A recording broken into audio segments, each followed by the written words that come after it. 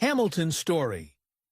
Born on December 5, 1963 in New York City, Carrie grew up during the height of Carol's TV fame. As a little girl, she sometimes visited the set of the Carol Burnett show, but according to Carol, her kids weren't particularly starstruck. They only got excited to come to tapings if a cool guest like Steve Martin was on. Carrie was quite the critic, even as a kid. In her teenage years, however, Carrie struggled deeply, feeling pressure from being Carol Burnett's daughter.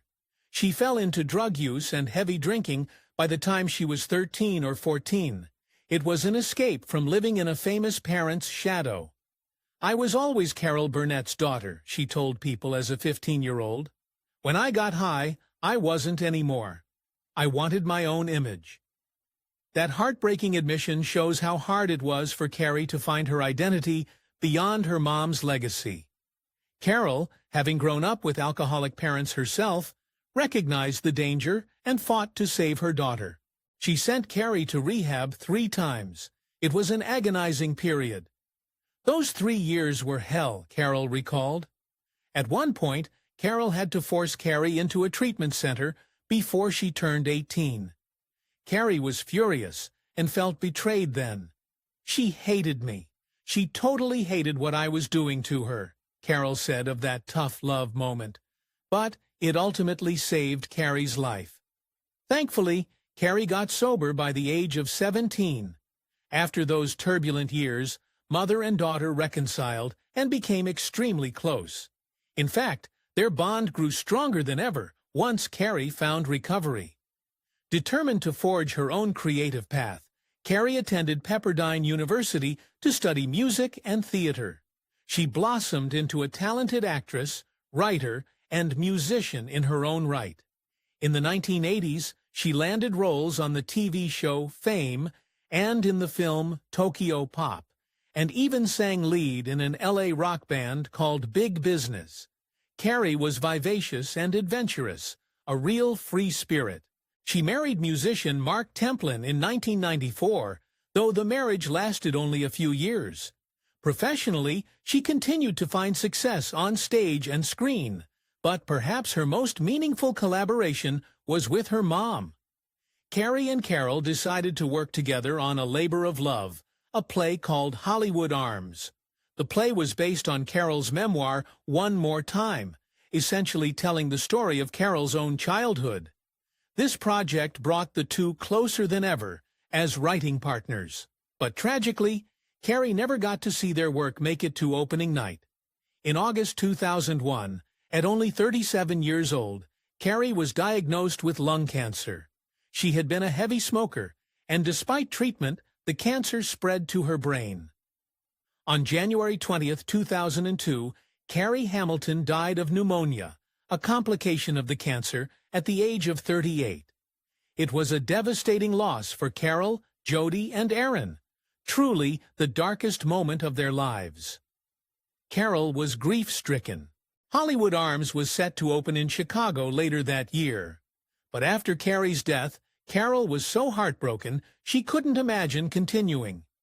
"Carrie passed away and I'm her mom, and I didn't want to get out of bed," Carol admitted. She was ready to cancel the show. However, Carol's husband and dear friend of Carrie's, Brian Miller, gently reminded her of a promise. Carrie had wanted this play to go on. In fact, before she died, Carrie herself had urged her mom to keep performing. Carol's co-star, Tim Conway, revealed that Carrie told Carol, "You have to do this, Mom." With that encouragement echoing in her heart, Carol pushed on and traveled to Chicago to honor their project. On the flight to Chicago, Carol silently asked her late daughter for a sign. Any little sign that Carrie would be with her in spirit on opening night. What happened next gives me chills.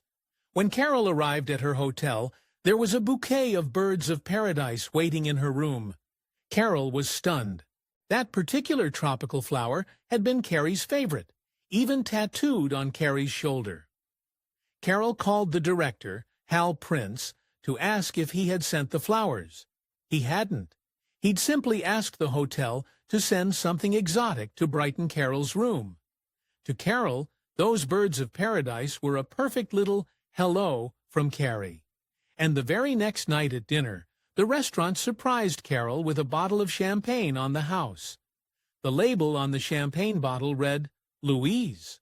Carol's eyes filled with tears. Louise was Carrie's middle name, and coincidentally, Carol's mother's name. Two uncanny signs, as if Carrie was saying, I'm here, Mom. Carol took great comfort in these moments. She went on to premiere Hollywood Arms as planned, fulfilling her promise to Carrie and bringing their shared creation to life. To this day, Carol feels Carrie's presence around her. She never leaves me, Carol told People in 2018. Even years after Carrie's passing, the bond endures. Number 2, Jody Hamilton, born on January 18, 1967, in Los Angeles. As a child of Carol Burnett and Jody Hamilton, Jody had a relatively more private life than her sisters. In fact, when Carol and Jody's marriage was coming apart in the early 1980s, they took great care to shield the younger girls from the turmoil.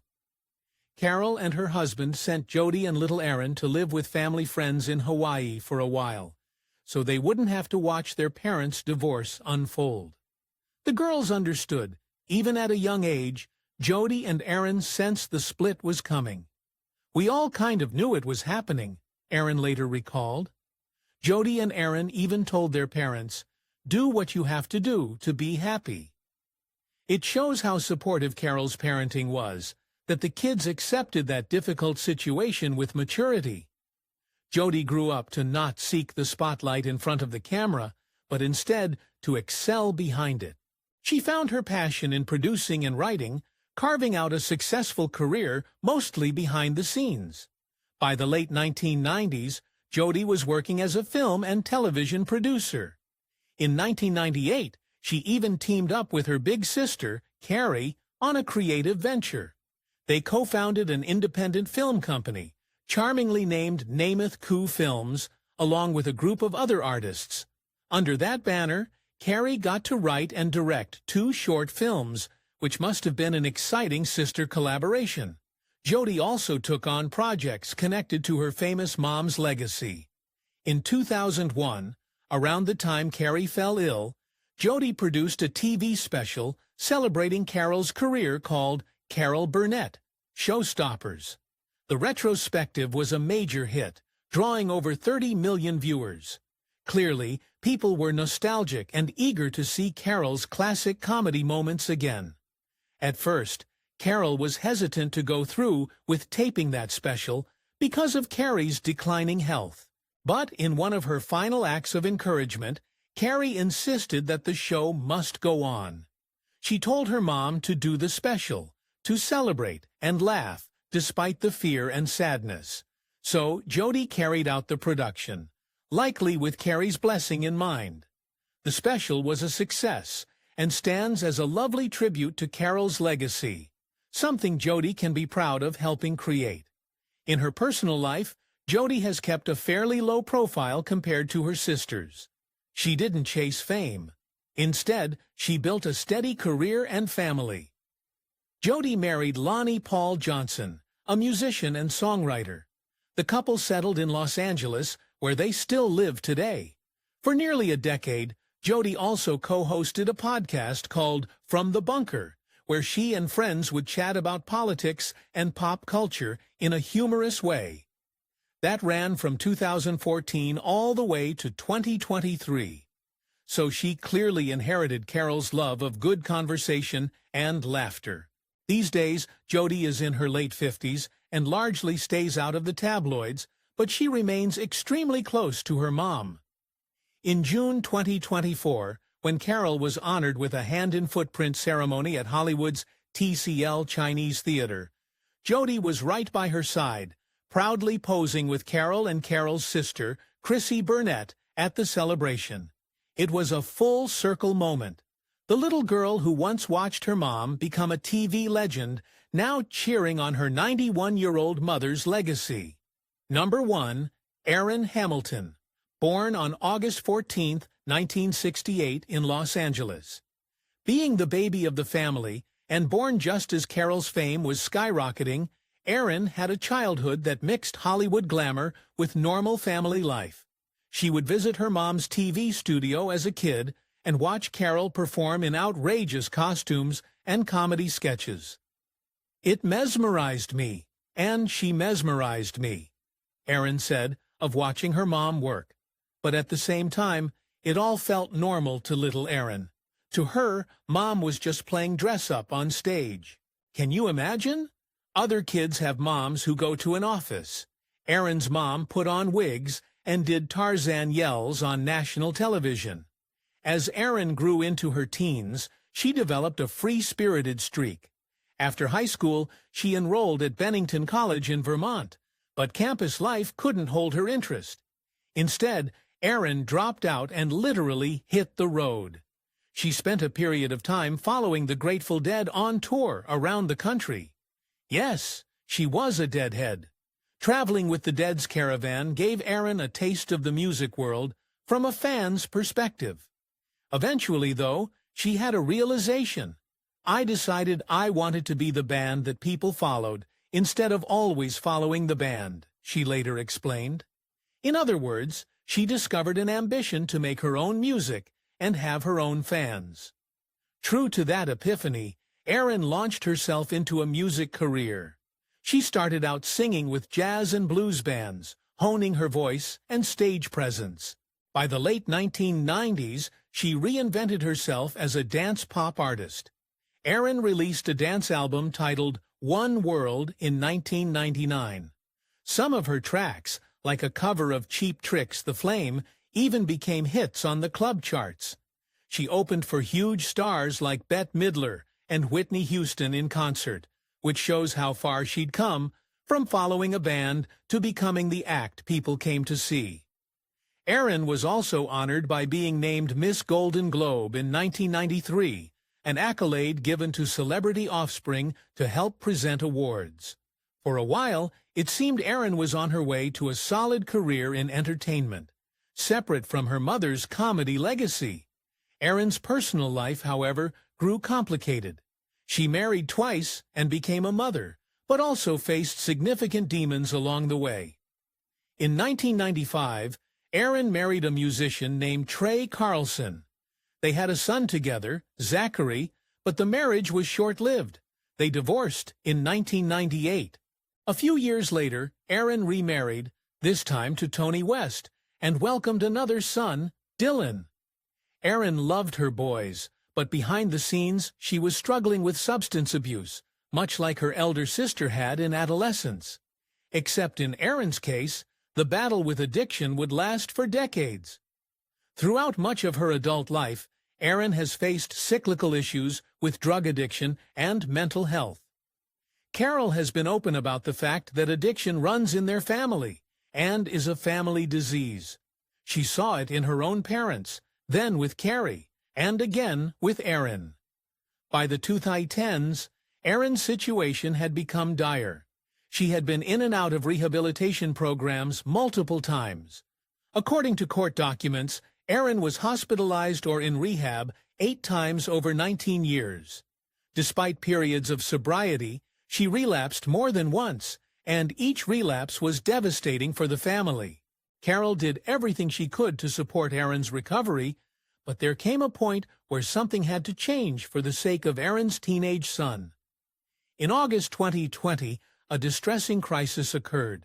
Erin's behavior became so unstable, she was placed on a psychiatric hold after expressing suicidal thoughts. Carol Burnett and her husband, Brian Miller, felt compelled to step in to protect Erin's then 14-year-old son, Dylan. They petitioned for legal guardianship of Dylan due to addiction issues and other circumstances affecting Erin.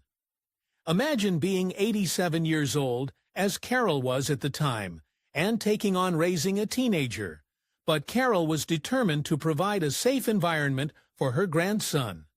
In her court filing, Carol detailed Erin's struggles and made it clear the guardianship was for Dylan's well-being, not to punish Erin. "We look forward to recovery, being the next stepping stone towards normalization, Carol said in a statement, expressing hope that Aaron would get well. The court granted Carol and Brian temporary custody of Dylan in September 2020. For the next 2 years, Dylan lived under his grandmother's care, while Aaron hopefully worked on getting healthy. In 2022, the arrangement shifted when a judge appointed a permanent legal guardian for Dylan, a professional conservator. Interestingly, the same woman who once oversaw Britney Spears' conservatorship was involved. This relieved Carol of full-time guardian duties, but it also underscored that Aaron was still not in a place to resume parenting. In fact, things hit another low in 2023 when Aaron's visitation rights with her son were suspended due to what the court called erratic and unpredictable conduct. It was a heartbreaking setback. Aaron had effectively lost the privilege of seeing her child because her addiction had not yet loosened its grip. The good news is that this story may be turning around. In September 2024, Dylan turned 18, legally an adult, which meant the guardianship arrangement ended and he is free to see his mother on his own terms. And according to insider reports, Aaron has been clean and sober for around 18 months now. She's been able to reunite with her son and spend time with him again, which is a positive development that surely everyone in the family hopes will last. However, Aaron's relationship with Carol remains strained. Decades of relapses and disappointments have understandably hurt Carol deeply. At 91 years old, Carol has said her daughter has broken her heart so many times that she finds it hard to fully trust Aaron again. Carol has always put her grandson first to protect him. And even though Dylan is grown and thriving, he's reportedly attending film school in New York City now. Carol is cautious about letting Aaron back into her life completely. As one family friend said, Carol is afraid of being let down again if Aaron were to relapse. It's an incredibly sad but honest stance from a mother who has weathered a lot of pain.